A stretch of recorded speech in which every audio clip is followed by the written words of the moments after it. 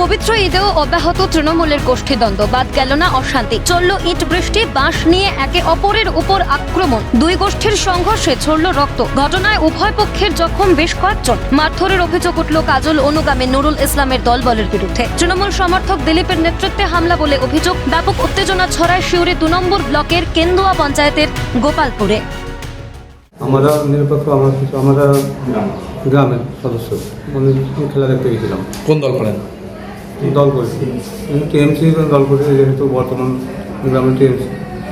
যারা মারলো তারা কোন দল করে? তারা টিএমসি করে। ওই পুষা ছেলেগুলোকে দিয়ে গ্রামে ঝামেলা লাগানোর চেষ্টা করছে বারবার। তার সাথে নুরুলও সাথ দেয়। ওই আমাদের গ্রামে দিলীপ বলে নাম, তার সাথে নুরুলও সাথ দেয়। দিলীপ আর ওই মতি এদের নেতৃত্বে কয়েকজন ওই সকাল থেকে একটা ষড়যন্ত্র করে খেলা চলাকালীন নেশাখোর কয়েকজনকে নেশা করিয়েছে। নেশা করিয়ে সে মারধর শুরু করে দিয়েছে।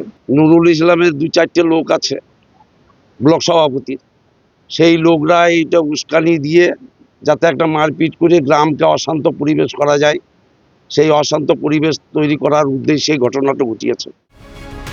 জানা যাচ্ছে ঈদ উপলক্ষে চলছিল খেলা। অভিযোগ, সেই সময় মদ্যপ অবস্থায় খেলা বন্ধ করার চেষ্টা করে কাজল অনুগামী নুরুল ইসলামের লোকজন। তারই প্রতিবাদ করায় অনুব্রত অনুগামী শেখ জালাল উদ্দিনের লোকজনের সঙ্গে বাধে বিবাদ। এরপরই দুই গোষ্ঠীর সংঘর্ষে তেতে ওঠে সিউড়ির গোপালপুর। পাল্টা জালাল উদ্দিনের বিরুদ্ধে উস্কানির অভিযোগ তুলেছেন নুরুল ইসলাম অনুগামীরা।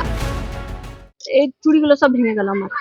তারপর ওই 4-5 জনের মাথা ফাটাইলো। এদের এই কোহেনু নিয়ে এদেরকে দেখাক মাথা গুলো ফাটানো।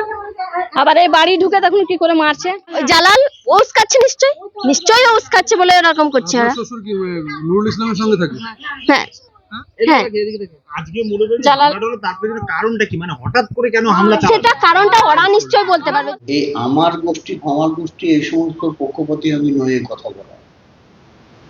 জালালের মাথা খারাপ হয়ে গেছে, অনেক কিছু বলছে। ঘটনায় পালে হাওয়া বিরোধীদের দুর্বল ও সবলের মধ্যে লড়াই। দুর্নীতি ইস্যুতে কটাক্ষ ছুড়ে দিয়েছে বিজেপি।